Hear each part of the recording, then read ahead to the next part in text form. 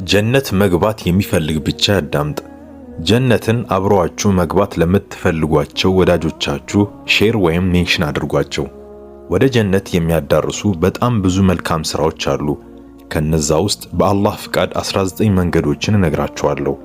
ቢያንስ ከ19ኙ ውስጥ 5ቱን ለመተግበር እንሞክር ኢንሻአላህ። በስተቀኝ በኩል ያለውን ቀዩን የፕላስ ምልክት ያልነካ ካለ መንካቱን ያረጋግጥ። ወደ ጀነት የሚያዳርሱ 19 መንገዶች። አንደኛ፣ በአላህ አንዳችም ነገር ሳያጋራ ከአላህ የተገናኘ ሰው ጀነት ገባ።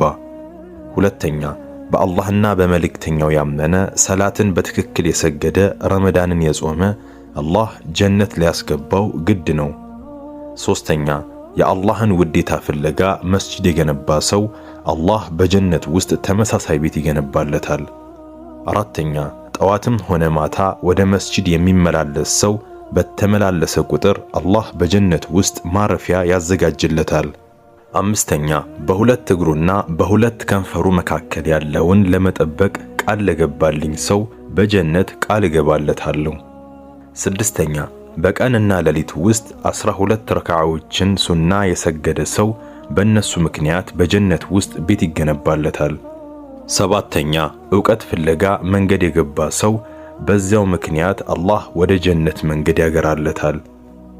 ስምንተኛ፣ አንድ ሰው ውዱን አሳምሮ አድርጎ በሙሉ ሐሳቡን አሰባስቦ 2 ረካዓዎችን አይሰግድም ጀነት የጸናችለት ቢሆን እንጂ።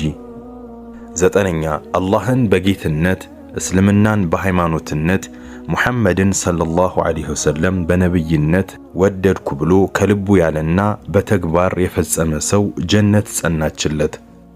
አስረኛ፣ የመጨረሻው ቃሉ ላኢላሃ ኢላላህ የሆነ ሰው ጀነት ገባ። 11ኛ፣ ለአላህ 99 ስሞች አሉት፣ ለ100 አንድ ሲቀር እነርሱን ጠንቅቆ ያወቃቸው ጀነት ገባ። 12ኛ፣ ተቀባይነት ያገኘ ሐጅ ምንዳው ጀነት ብቻ ነው። 13ኛ፣ እኔና የቲምን የሚንከባከብ ሰው ጀነት ውስጥ እንዲህ ነን።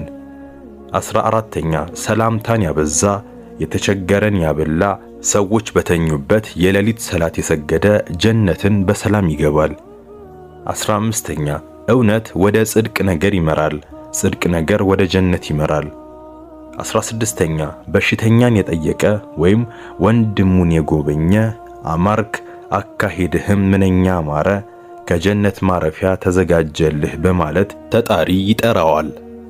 17ኛ፣ ሰዎችን በብዛት ጀነት የሚያስገባው የአላህ ፍራቻና መልካም ስነ ምግባር ነው።